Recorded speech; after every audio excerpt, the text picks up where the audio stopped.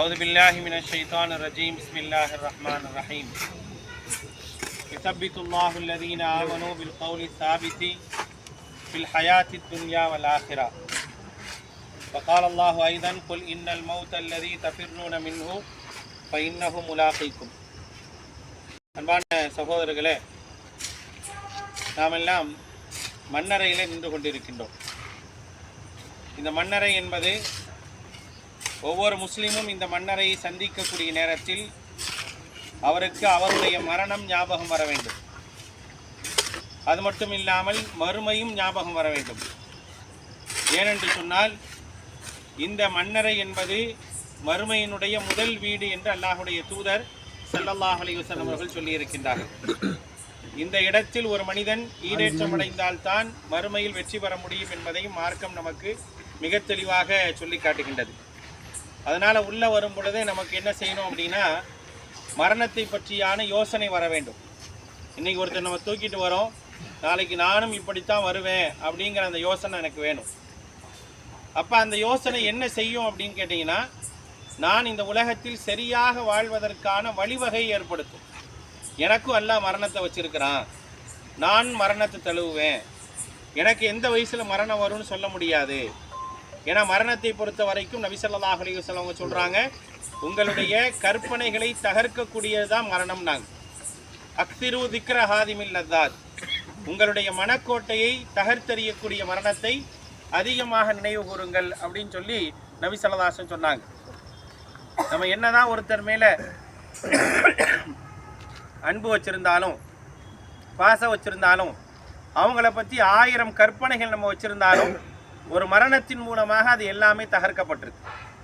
அதனால தான் நபி ஸல்லல்லாஹு அலைஹி வஸல்லம் சொன்னாங்க, அக்திரு திக்ர ஆதிமில் லத்தாத், உங்களுடைய மனக்கோட்டையை தகர்த்தெறியக்கூடிய மரணத்தை நினைவு கூறுங்கள் என்று அல்லாஹுடைய தூதர் ஸல்லல்லாஹு அலைஹி வஸல்லம் சொன்னாங்க. மரணம் என்பது விரட்டி கொண்டே இருக்கக்கூடியது. குல் இன்னல் மௌத்தல்லதி தஃபிர்ரூன மின்ஹு ஃபஇன்னஹு முலாகீக்கும், மரணத்தை விட்டு நீ விரண்டோடினாலும் கண்டிப்பாக மரணம் உன்னை சந்திக்கும் அப்படின்னு சொல்லி அல்லாஹ் ரப்புல் ஆலமீன் திருமறை குர்ஆனில் நமக்கு சொல்லி காட்டுறான். அந்த மரணத்தை அடைந்த ஒருவரை அடக்கம் செய்துவிட்டு நம்ம நிற்கிறோம்.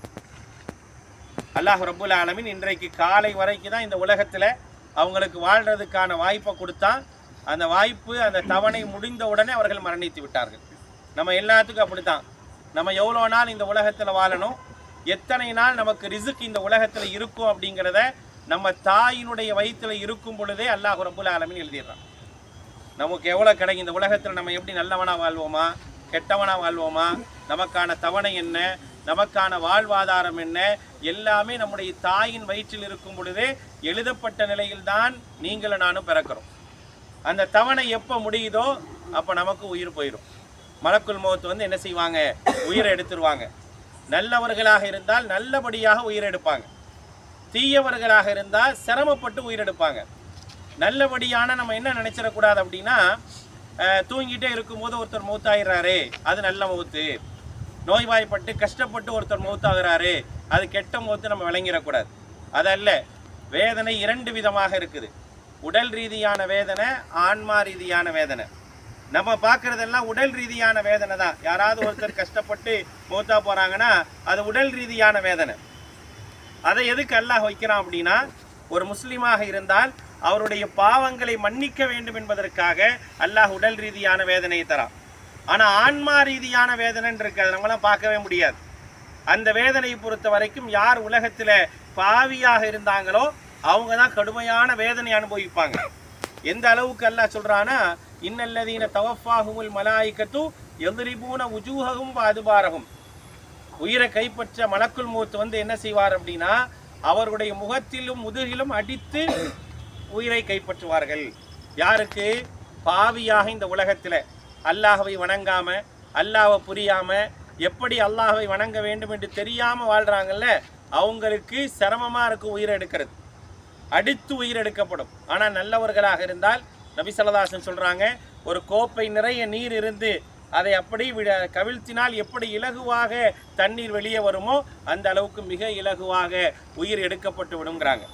எடுக்கப்பட்ட பிறகு நம்ம அந்த உடலுக்கு பேர் ஜனாசான்னு சொல்கிறோம். அது வரைக்கும் பேர் வச்சுருக்கிறோம். அதுக்கப்புறம் மையத்துன்னு தான் பேர். அந்த மையத்தை கொண்டு வந்து அடக்கம் செய்கிறோம். அடக்கம் செஞ்ச பிறகு என்னாகும், எந்த உயிர் எடுக்கப்பட்டதோ திருப்பி அல்லாஹ் கொடுத்துருவான். ஃபயுஆது ரூஹஹு, உயிர் எடுக்கப்பட்டதில் எடுக்கப்பட்ட உயிர் மீண்டும் வந்துடும். நம்ம இங்கே போகும்போதே நபி ஸல்லல்லாஹு அலைஹி சொல்கிறாங்க, ஃபயஸ்மஉ கரஅ நிஆலிஹிம், யாரெல்லாம் வந்து அடக்கம் செஞ்சாங்களோ அடக்கம் செய்து விட்டு செல்பவருடைய செருப்பினுடைய சப்தத்தை அவர்கள் கேட்பாங்க. அப்போ உயிர் கொடுக்கப்பட்டுரும். எதுக்காக?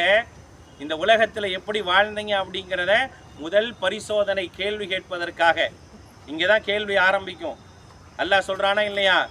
2 விதமான கேள்விகள் இருக்குது. ஒன்று ஹிசாபை யசீரா, இலகுவான கேள்வி கணக்கு. இன்னொன்று நூகிஷஃபில் ஹிசாபு, நாங்கள் நபி ஸல்லல்லாஹு அலைஹி வஸல்லம் குடைந்து கேட்கப்படக்கூடிய கேள்வி. அந்த 2 கேள்வியை பற்றி மறுமையில் சொல்லிட்டு அதுக்கு முதலாவது இடம் இங்கே தான். அதனால தான் இதுக்கு பேர் அவ்வளவு மன்சிலும் இம்மனாசில் ஆகிரா, மறுமையினுடைய வீட்டில் முதல் வீடு. உட்கார வச்சு கேள்வி கேட்பாங்க. உன்னுடைய இறைவன் யாருன்னு கேட்பாங்க, உன்னுடைய தூதர் யாருன்னு கேட்பாங்க, உன்னுடைய மார்க்கம் எதுன்னு கேட்பாங்க. உலகத்தில் சரியாக வாழ்ந்திருந்தால் எல்லாத்துக்கும் பதில் சொல்லலாம், சரியாக வாழ்ந்திருந்தால் பதில் சொல்லலாம். அந்த அடிப்படையில் இன்றைக்கு அடக்கம் செய்யப்பட்டு இருக்கக்கூடிய தாயார் சக்கீனா அவர்களை பொறுத்த வரைக்கும் நாம் அறிந்தவரை அந்த குடும்பத்தை மார்க்க நெறியில் கொண்டு செல்வதற்கான ஒரு முயற்சி எடுத்தவர்கள் அவர்கள். தங்களுடைய பிள்ளைகளை மார்க்க அடிப்படையில் நன்மை செய்யக்கூடிய அளவுக்கு தூண்டக்கூடிய அளவுக்கான எல்லா விதமான வழிகாட்டலையும் செஞ்சாங்க. நபி ஸல்லல்லாஹு அலைஹி வஸல்லம் சொல்கிறாங்க, ஒதுக்குரு திக்ர மஹாசின மௌத்தாக்கும், உங்களை மௌத்தா போனாங்கன்னா அவங்க நல்லதை பேசுங்க, அவங்க செஞ்ச நல்லதை பற்றி பேசுங்க அப்படிங்கிறாங்க. அப்போ நல்லவர்களாக இருக்கும் பொழுது இந்த இடத்துல கேட்கப்படக்கூடிய கேள்விக்கு இலகுவாக பதில் சொல்லிடுவாங்க. என்னுடைய இறைவன் அல்லான்றுவாங்க, என்னுடைய தூதர் முஹம்மதுன்னு வாங்க, என்னுடைய மார்க்கம் இஸ்லாம்னு சொல்லிடுவாங்க. எதை கொண்டு நீ தெரிந்து கொண்டாய் என்று கேட்கும்போது நீ திலாவத்தில் குர்ஆன், அல்லாஹுடைய வேதத்தை கொண்டு தெரிந்து கொண்டேன் அப்படின்வாங்க. அப்போ அடுத்து சொல்லுவாங்க, நீங்கள் நிம்மதியாக தூங்குங்க, நீங்கள் நிம்மதியாக தூங்குங்கள் என்று என்ன செய்யப்படும்? அவர்களுக்கு சொல்லப்படும். அது மட்டும் இல்லாமல் சொர்க்கத்தினுடைய விரிப்புகளும் காற்றுகளும் நல்லவர்களுக்கு அனுப்பப்படும். இந்த வாழ்க்கை தான் எனக்கும் உங்களுக்கும் தேவை. நம்ம எதிர்பார்க்குற வாழ்க்கை அதுதான். ஏன்னா இங்கே கஷ்டப்பட்டா இதுக்கு பின்னால் ரொம்ப சிரமமாக இருக்கும். இங்கே இலகுவாயிருச்சுன்னு வச்சுங்களேன், மறுமையில் இலகுவாக நாம் சொர்க்கம் சென்றுடலாம். அதனால தான் ஒவ்வொரு தொழுகையிலையும் நபி ஸல்லல்லாஹு அலைஹி வஸல்லம் சொன்னாங்க, நீங்கள் கபருடைய வேதனை விட்டு பாதுகாப்பு தேடுங்க. அத்தஹியாத்தில் ஒவ்வொரு கடைசியிலும் ஓதுறோம், சலவாத் ஓதுன பிறகு ஓதுறோம், அல்லாஹும்ம இன்னி அஊது பிக்க மின் அதாபி ஜஹன்னம வ அஊது பிக்க மின் அதாபில் கபர்னு ஓதுறோம். ஏன் ஓதுறோம்? என்னைக்காவது யோசிச்சிருக்கிறோமா? கபருன்னு வருதே, ஏன் அந்த துவாவை நான் ஓதுறேன்னு யோசிச்சிருக்கிறோமா?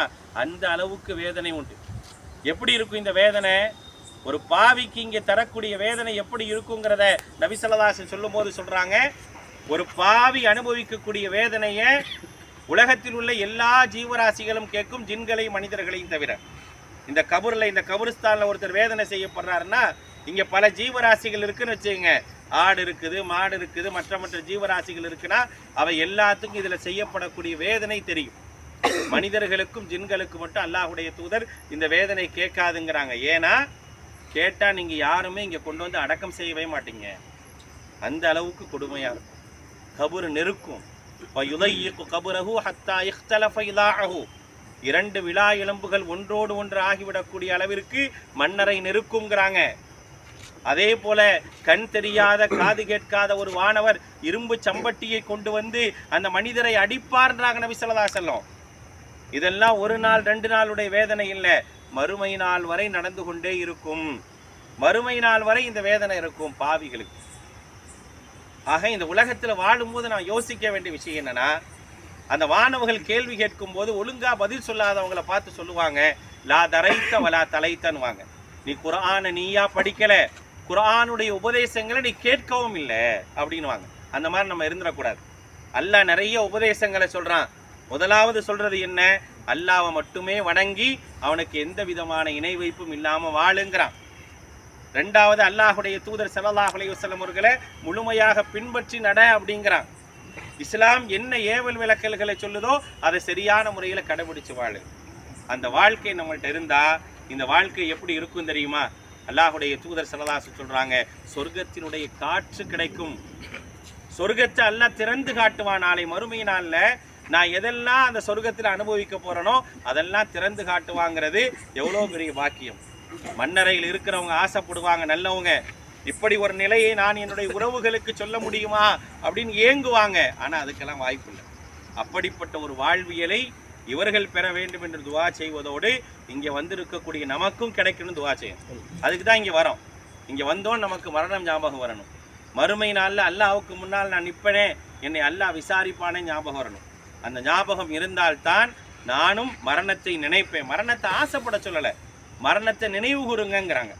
என்றைக்கு வேண்டுமானால் எனக்கு மரணம் வரலாம், அதுக்கு முன்னாலே நான் எதை வச்சிருக்கிறேன், ஹயாத்துக்க கபுல மூத்திக் நபி ஸல்லல்லாஹு அலைஹி வஸல்லம் சொன்னாங்க. சில விஷயங்களுக்கு முன்னால் சில விஷயத்தை சரி செஞ்சுக்கங்க. அதில் ஒன்று ஹயாத்துக்கு, உனக்கு தந்திருக்கக்கூடிய வாழ்வு, மரணம் வருவதற்கு முன்னால் உனக்கு தந்திருக்கக்கூடிய வாழ்வை பயன்படுத்திங்க. மவுத்து வந்துருச்சுன்னு வச்சுங்களேன், மனுஷன் சொல்லுவான், ரப்பி லவ்லா அஹர்தனி இலா அஜலின் கரீப், யா அல்லாஹ் கொஞ்ச நேரம் எனக்கு கூட, நான் நல்லவனா மாறிட்டு வரேனே. அல்லாஹ் தருவான், இல்லைப்பா உனக்கு வாய்ப்பே இல்லைனுமா. ஒரு முறை தான் வாழ்வதற்கான வாய்ப்பு. அந்த வாய்ப்பை நாம் சரியான முறையில் பயன்படுத்தி கொள்ள வேண்டும். அல்லாஹ் அதற்கு அருள் புரிவானாக. இந்த உலகத்தில் வாழ்ந்து மரணித்து இருக்கக்கூடிய இந்த தாய்க்கும் அல்லாஹ் ரப்புல் ஆலமீன் இங்கே கேட்கப்படக்கூடிய கேள்விக்கு உறுதியாக பதில் சொல்வதற்கு அல்லாஹ் ரப்புல் ஆலமீன் அருள் புரிவானாக. இந்த மண்ணறையை 70 மூலம் விசாலமாக்குவதாக அல்லாஹுடைய தூதர் சொல்லி இருக்கிறாங்க. அப்படி அல்லாஹ் ரப்புல் ஆலமீன் இவர்களுக்கு விசாலமாக்கி தருவானாக. இவர்களுடைய மண்ணறையை ஒளியூட்டி அல்லாஹ் ரப்புல் ஆலமீன் வைப்பானாக. நாளை நாமும் மரணிப்போம், நமக்கும் இப்படிப்பட்ட நல்ல ஒரு மண்ணறை வாழ்க்கை அல்லாஹ் ரப்புல் ஆலமீன் தந்தல் புரிவானாக. மரண வேதனை, நரகத்துடைய வேதனை, கபருடைய வேதனையிலிருந்து அல்லாஹ் ரப்புல் ஆலமீன் நம் அனைவரையும் காப்பாற்றி அருள் புரிவானாக. வாஹிர் தஅவானா அல்ஹம்துலில்லாஹி ரப்பில் ஆலமீன். எல்லாரும் இருந்து அவங்களுக்காக துவா செஞ்சுட்டு போங்க. குறிப்பாக பிள்ளைகள் செய்யக்கூடிய துவா என்பது இன்னைக்கு மட்டுமில்லை, உங்களுடைய மவுத்து வரைக்கும் உங்களுடைய பெற்றோர்களுக்காக செய்யக்கூடிய பிரார்த்தனை என்பது